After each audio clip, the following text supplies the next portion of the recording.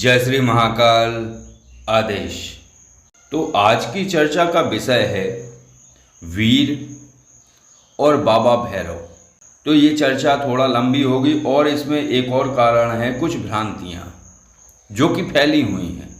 उन भ्रांतियों पर चर्चा होगी और उन सभी के कारण बताए जाएंगे।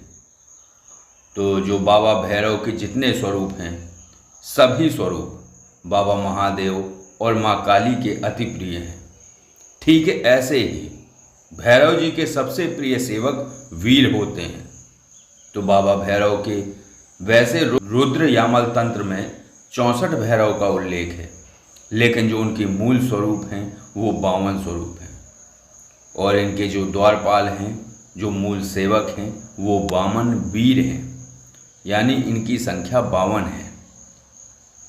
तो वीर जो शक्ति हैं तांत्रिक और तंत्र में, वो बहुत तीक्ष्ण और प्रत्यक्ष हैं, क्योंकि भैरव और भैरवी के मुख्य सेवक होने के कारण ये हर तंत्र के ज्ञाता और सर्वशक्ति धारक हैं, प्रचंड हैं, तीक्ष्ण हैं। वीर सिद्धि सहज नहीं है।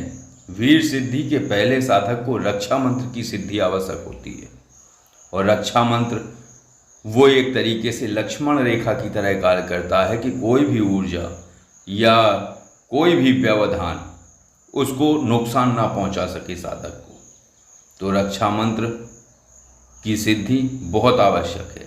जब 52 में से आप किसी एक वीर की तंत्रोक्त विधान से साधना करते हैं तो सभी 51 वीर उस साधक की धैर्य, दृढ़ता और उसके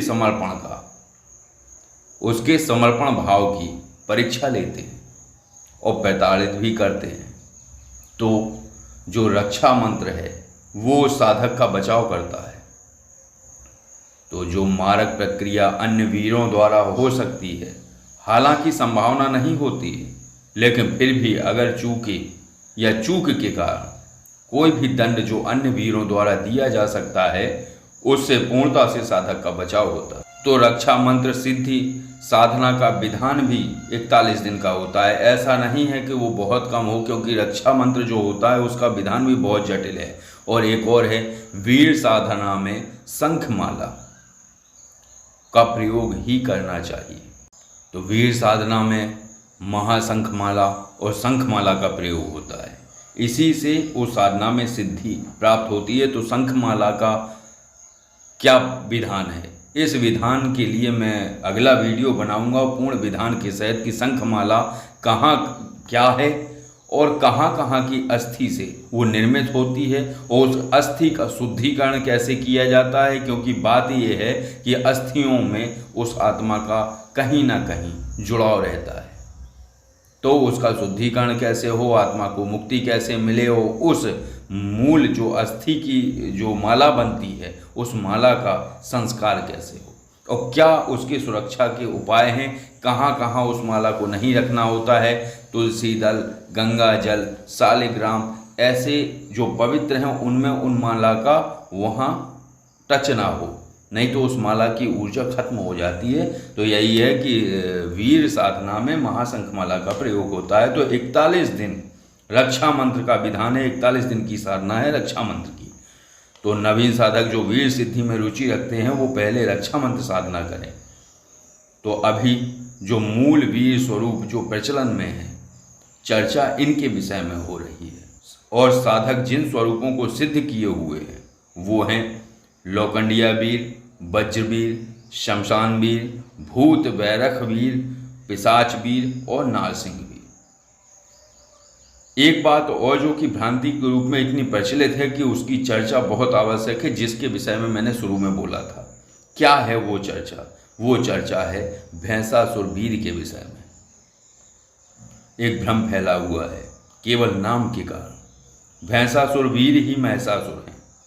नहीं, महिषासुर एक असुर था जिसे माँ जगदम्बा ने वध किया था जिसका। लेकिन जो बात यहाँ हो रही है वो भैंसासुर वीर की है।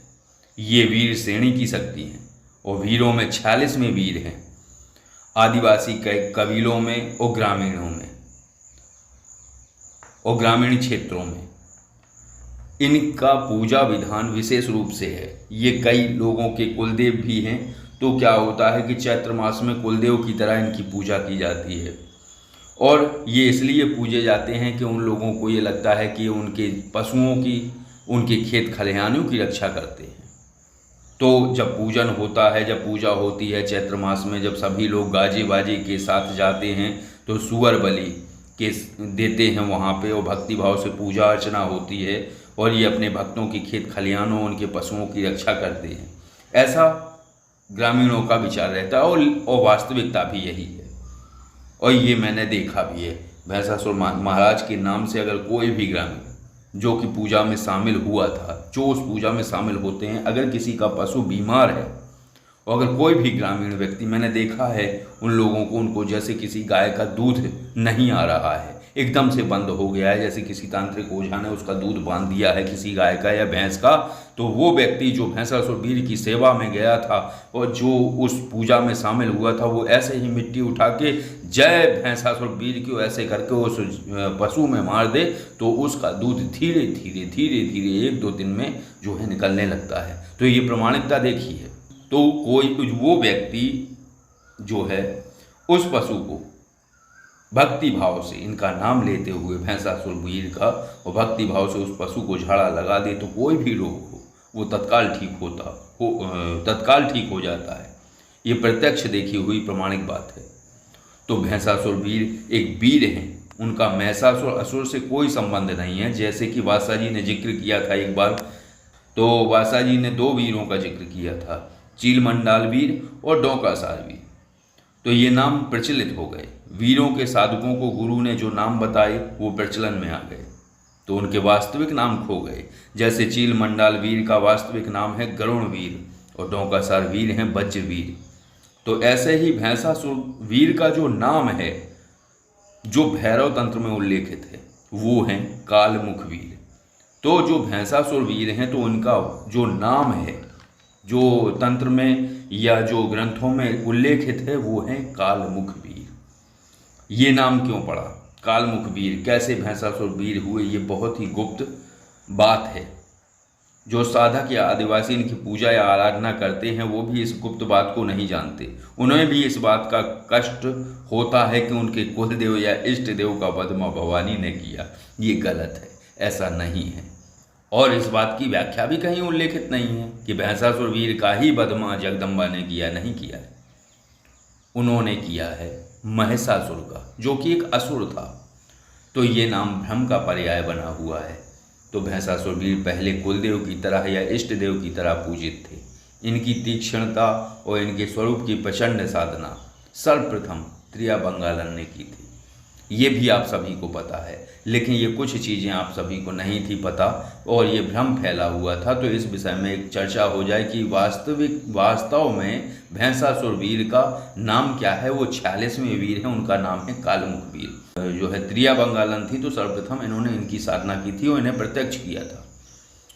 और इनका नाम क्या था ये उल्लेख में नहीं है। जो त्रिया बंगालन थी, तो उनका नाम क्या है, उनकी जानकारी क्या है, लेकिन ये सब किन्हीं ग्रंथों में उल्लेखित नहीं है, लेकिन ये स्मृति में है। वहाँ के जो तंत्र साधक हैं, जो तंत्र क्षेत्र से जुड़े हुए हैं, ये उनकी स्मृति में है। तो आगे पीढ़ी दर पीढ़ी ये बातें आ रही हैं और सब जानते जा रहे हैं। तो जो भी उस संप्रदाय से जुड़ के जो साधना करते हैं, तो वो मूल हैं वो त्रिया बंगालन है वहाँ की तंत्र की। तो तंत्र क्षेत्र के सभी तांत्रिक जो मयोंग या बंगाल से किसी न किसी माध्यम से जुड़े हैं, उन्हें ये मुँह जुबानी पता है। जो एक तंत्रिका थी, वो बहुत ही उच्च कोटि की तंत्रिका रहीं। उन्हें तांत्रिक बंगालन के नाम से भी जाना जाता है, उन्हें त्रिया बंगालन के नाम से भी जाना जाता है। तो ये साधना उन्होंने की, फिर अपनी शिष्या को कराई। तो उन्होंने कालमुख वीर को भैंसासुर वीर क्यों कहा? वो कालमुख वीर भी कह सकती थी। वो इसलिए कि आदिवासी समुदाय में कालमुख वीर बहुत पहले से पूजे थे और आदिवासी उन्हें भैंसासुर वीर कहते थे। होता क्या है, जब आप पीढ़ी दर पीढ़ी किसी शक्ति को पूजते हैं, तो उस कुल में कोई ऐसा जन्म लेता है जिसे शक्ति अपने स्वरूप को पूजित कराने के लिए दर्शन देती है। तो आदिवासी समुदाय में ये कालमुख वीर निराकार थे। पहले इनकी मूर्तियाँ नहीं थीं, पहले इनका आकार नहीं जानते थे वो।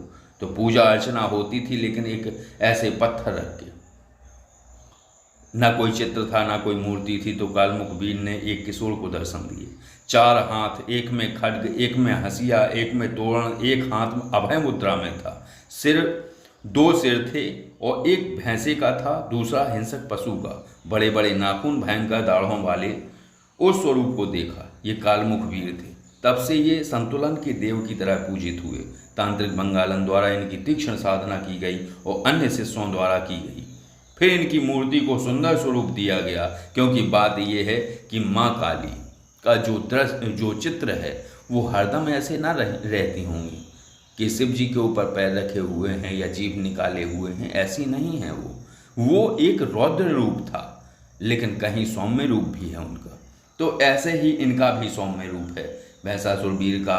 तो बड़ी सुंदर तस्वीर है, बड़ी सुंदर मूर्ति है, और इनका वाहन भैंसा दिखाया गया है इनके पीछे, क्योंकि जैसे इनकी मूर्ति बनती है तो वहाँ भैंसा जरूर होता है, तो एक प्रतीक की तरह है। क्योंकि इनका नाम भैंसासुर है तो इस तरीके से भैंसा दिखाया जाता है। उनकी मूछें और बढ़िया सुंदर आकृति किसी देव की तरह, ऐसा इनकी मूर्ति बनाई गई। फिर क्योंकि शक्ति साधक को साधक की ओरा अनुसार दर्शन देती है, तो जो भक्ति भाव से पूजा करते हैं उन्हें भैंसे के सामने खड़े सुंदर स्वरूप वाले एक देव के दर्शन होते हैं।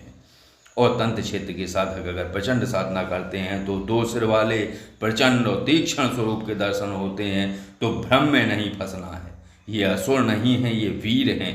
भैंसासुर वीर का मूल स्वरूप और नाम कालमुख वीर है। तो बस आज केवल इतनी ही चर्चा थी, और यही बताना था जो भ्रांतियाँ फैल जाती हैं कि ये कौन है, ये कैसे हैं, कैसा है। तो ये जो है कालमुख वीर हैं। इनका स्वरूप जो है तीक्ष्ण है, बहुत भयंकर है, और इनका सौम्य स्वरूप भैंसासुर वीर के रूप में प्रकट हुआ है। तो कहीं कहीं इनके मंदिर भी हैं और लोग उन्हें पूजते भी हैं। ये बहुत तीक्ष्ण देव हैं और बहुत सौम्य वीर हैं।